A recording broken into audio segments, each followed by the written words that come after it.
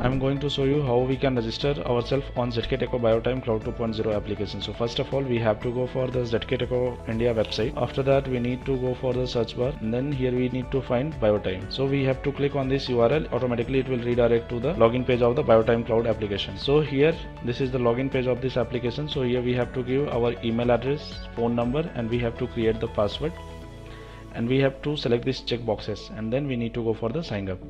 So after clicking on the sign up, it will redirect to this page. So it is showing we have sent an email to verify your account. So we have to check our email now. So here we have to check our spam folder of the emails as well.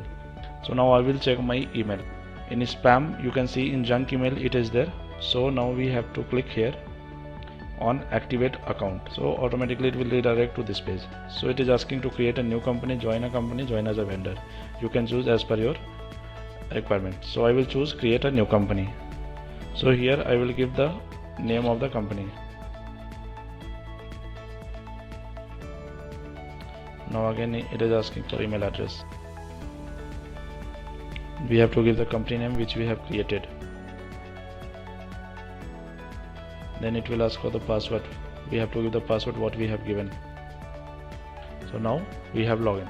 So like this we can register ourselves and use this application. Thank you.